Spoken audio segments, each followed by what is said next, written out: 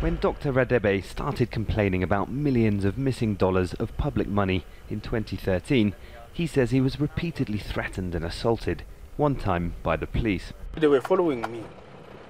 It was at night. He was a councillor here in the Free State in South Africa. He says the police stopped him right here at the gate of his farm. They were having firearms. They shot at me with 3 bullets. The funds were meant to set up a dairy farm to help black farmers. Doctor says they were being stolen. It's almost normal for the government officials to steal from the poor. But this project was so big in such a way that you can't rest.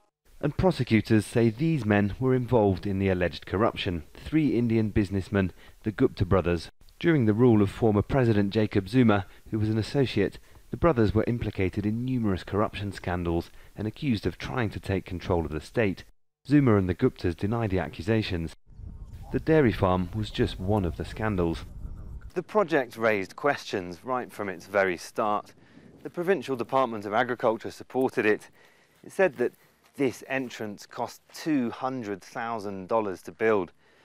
We're not allowed past here, but the building down there was meant to be a milk processing plant. It's never worked. And of the $18 million of public money given to support the project, prosecutors say almost all of it ended up in bank accounts of companies connected to the Guptas and their associates. Zuma resigned in February. At the farm, there hasn't been much activity since, but detectives have been busy investigating some of the scandals. But the Gupta's lawyer told us he's already shown that they're not connected to the companies involved with the farm. It was established that the allegations made by the police and by the National Prosecuting Authority was simply incorrect, based on a complete misconception of their own case and in some instances just false. South Africans are waiting to see if there'll ever be accountability for the corruption scandals of the Zuma years. Political opposition say the public lost billions of dollars. David Chaka lost his son. Moses Chaka was a public auditor investigating the dairy farm in 2013 until he was abducted, tied to a pickup truck and dragged down the road.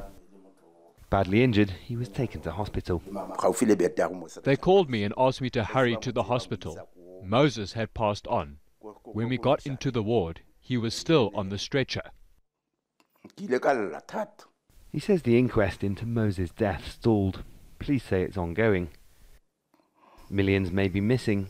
Moses tried to stop it and paid the highest price of all. Malcolm Webb, Al Jazeera, Free State, South Africa.